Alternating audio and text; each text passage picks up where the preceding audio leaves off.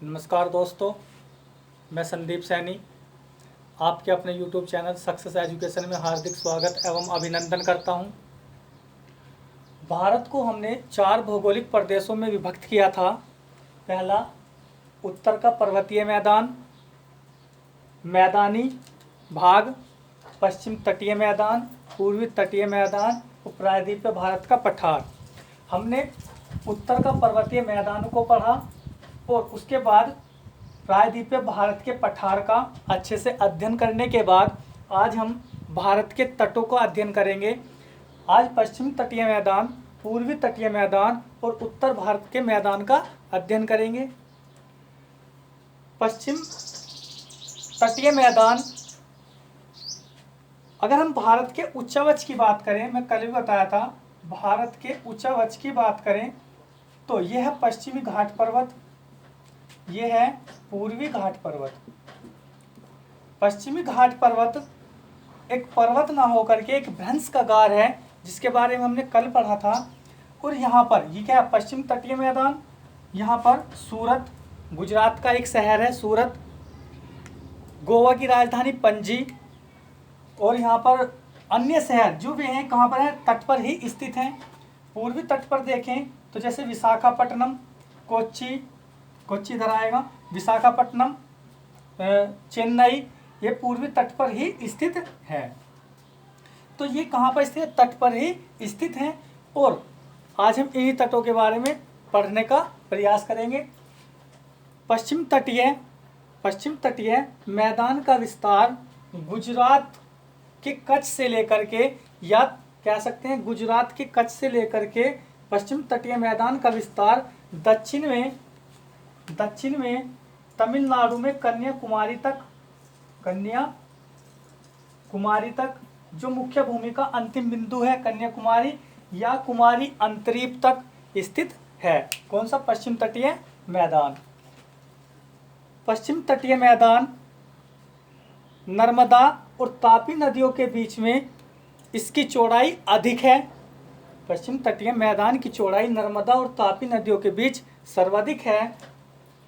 गुजरात से लेकर के गोवा तक के तट को, गुजरात ये वाला राज्य गुजरात, ये क्या है, गोवा, गुजरात से गोवा तक के तट को कोंकण तट के नाम से जाना जाता है। प्रश्न इस तरह से पूछा जाएगा कि गुजरात से गोवा तक के तट को किस नाम से जानते हैं, कोंकण तट। प्रश्न ये पूछा जा सकता है कि कोंकण तट भारत के किस दिशा में स्थित है, पूर्वी तट पर, पश्चिमी तट पर। तो आप क्या बताओगे, पश्चिमी तट पर। गुजरात से गोवा तक का तट कोंकण तट और गोवा से लेकर के कर्नाटक के मंगलोर तक का तट कहलाता है कन्नड़ तट। गोवा से लेकर के कर्नाटक का एक जिला है मंगलोर, तो वहां तक का स्थान क्या कहलाता है, कन्नड़ तट या कन्नड़ तटीय मैदान, है ना। मंगलोर से लेकर के, कर्नाटक के मंगलोर से लेकर के कन्याकुमारी तक का ये पूरा हिस्सा केरल के अंतर्गत आता है, इसे कहा जाता है मालाबार तट। मालाबार तट का अधिकांश भाग केरल राज्य में है और मालाबार तट पर कुछ लैगून झीलें पाई जाती हैं। लैगून झीलें पाई जाती हैं, जैसे मैं यहाँ पे बना रहा हूँ, ये वाला राज्य है केरल। कौन सा, केरल। यहाँ पर मुख्य रूप से 2 झीलें पाई जाती हैं। अब लैगून झील किसे कहते हैं, लैगून झील समुद्र का पानी जिस भूमि के तीनों ओर से घिरा हो उसे ही कहा जाता है लैगून झील। जब समुद्र का पानी मुख्य भूमि के अंदर आ जाता है और वो 3 ओर से, स्थल से, जमीन से, भूभाग से घिरा होता है, उसे कहा जाता है लैगून झील, जिसके अंदर समुद्र का पानी हो। और मुख्य रूप से यहाँ पर 2 झीलें आती हैं, यहाँ पर 2 झीलें हैं। एक का नाम है बेम्बानार झील, बेम्बानार झील, और दूसरी झील का नाम है अष्टामुदी झील। बेम्बानार झील और अष्टामुदी झील को केरल में कयाल के नाम से, या अष्टामुदी और बेम्बानार मतलब केरल की झीलों को कयाल के नाम से भी जाना जाता है। इस नाम से जाना जाता है ना, कयाल। कयाल के नाम से भी जाना जाता है। पश्चिमी तट की एक विशेषता है, पश्चिमी तट इस तरह से है। पश्चिमी तट से निकलने वाली नदियां एक भ्रंश कगार के, एक मैंने बताया था कि ये पश्चिमी घाट पर्वत है, एक पर्वत ना होकर एक भ्रंश कगार है। तो पश्चिमी घाट पर्वत से निकलने वाली नदियां बहुत ज़्यादा तीव्रगामी होती हैं। क्या होती हैं? बहुत ज़्यादा तीव्रगामी होती हैं और अपने लक्ष्य को जल्दी पा लेती हैं ये वाली नदियां। और यहाँ पर क्या होता है, पश्चिमी घाट पर्वत से निकलकर जो नदियां अरब सागर में अपना जल गिराती हैं वे बहुत ज़्यादा तीव्रगामी होती हैं, अर्थात ज्वारनंद मुख का निर्माण करती हैं या एस्चुअरी का निर्माण करती हैं। इसका निर्माण करती है एस्चुअरी, ये इंग्लिश में बोलते हैं, उसे बोलते हैं हिंदी में ज्वारनंद मुख। नंद मतलब नदी, मुख मतलब मुहाना। नदी का ऐसा मुहाना जो ज्वारीय हो, जहाँ पर बहुत ज़्यादा शोर हो, हलचल हो। जब नदी कोई किसी भ्रंश कगार से बहकर चलती है तो वो तीव्रगामी होती है और समुद्र के पानी को पीछे की ओर ढकेलने का प्रयास करती है, तो उसे कहा जाता है एस्चुअरिया, ज्वारनंद मुख, बहुत ज़्यादा शोर वाला इलाका। अब बात करते हैं पूर्वी घाट पर्वत। हेडिंग डाल लेंगे आप लोग, पूर्वी घाट पर्वत। पूर्वी घाट पर्वत पूर्वी तटीय मैदान। क्या है? पूर्वी तटीय मैदान। उड़ीसा का जो तट है उसे मुख्य रूप से उत्कल तट कहा जाता है। उड़ीसा के तट को क्या कहा जाता है? उत्कल तट कहा जाता है। जनगण मन में जो उत्कल आता है वो कहाँ से लिया गया है? उड़ीसा के तट से ही उत्कल तट को लिया गया है। इसके बाद गोदावरी, ये वाली नदी है गोदावरी, इसके दक्षिण में कृष्णा नदी। ये कहाँ से निकलते हैं? पश्चिमी घाट पर्वत पर, पश्चिमी घाट पर्वत से ही निकलती हैं। जब नदियाँ पढ़ेंगे तो जब बताएंगे। गोदावरी और कृष्णा नदियों के बीच का क्षेत्र को कहा जाता है उत्तरी सरकार तट। क्या कहा जाता है? उत्तरी सरकार तट। दक्षिण में ये वाला जो तमिलनाडु का एरिया है, हिस्सा है, इसे कहा जाता है काराकोरम तट। पूर्वी तट का सबसे चौड़ा, सबसे अधिक औसत चौड़ाई कोरोमंडल तट की है।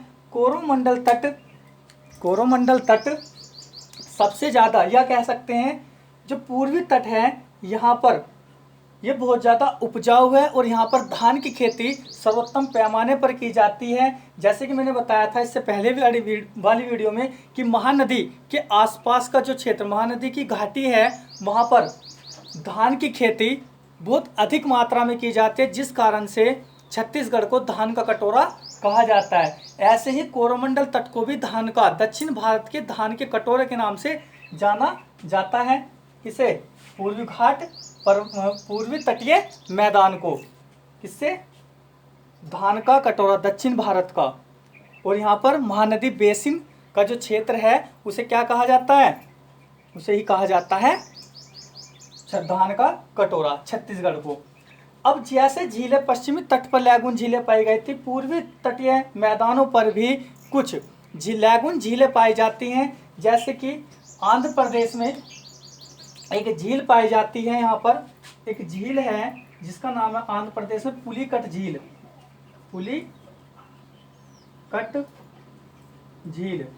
पुलिकट झील तमिलनाडु और आंध्र प्रदेश की सीमाओं के बीच में है। लगभग पुलिकट झील का 85% हिस्सा आंध्र प्रदेश के हिस्से में आता है और 15% हिस्सा तमिलनाडु के हिस्से में आता है। लेकिन पुलिकट झील पर जो अधिकार क्षेत्र है वो आंध्र प्रदेश का है, इसलिए पुलिकट झील को आंध्र प्रदेश में लगाया जाता है। और पुलिकट झील के मध्य में एक द्वीप है जिसे कहा जाता है श्रीहरिकोटा द्वीप। क्या कहा जाता है? श्रीहरिकोटा द्वीप।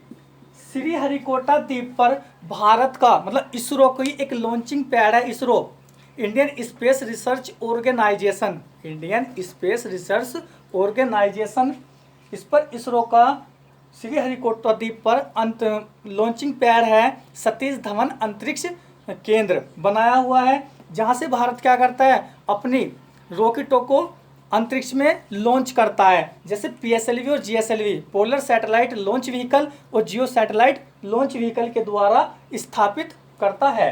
कहाँ से? श्रीहरिकोटा द्वीप से, सतीश धवन अंतरिक्ष केंद्र से। उड़ीसा में एक झील है, उड़ीसा में एक झील पड़ती है जिसका नाम है चिल्का झील। क्या है? चिल्का झील। कहाँ पर है? ये भी क्या है? एक लैगून झील है। और गोदावरी और कृष्णा नदियों के मध्य में, जब डेल्टाओं के मध्य में एक झील और आती है, इसे कहा जाता है कोलेरू झील। क्या कहते हैं इसे? कोलेरू झील। ये किसके बीच में है? प्रश्न आता है कि गोदावरी और कृष्णा डेल्टाओं के मध्य में कौन सी झील है? कोलेरू झील स्थित है। तो आपने पश्चिमी घाट तटीय मैदान को पढ़ा और पूर्वी तटीय मैदान को पढ़ा, और इसके बाद हम पढ़ेंगे उत्तर भारत का विशाल मैदान।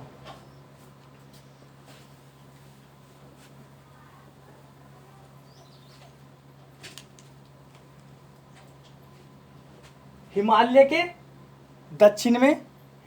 दक्षिण में और प्रायद्वीप भारत के पठार के उत्तर में स्थित है उत्तर भारत का विशाल मैदान।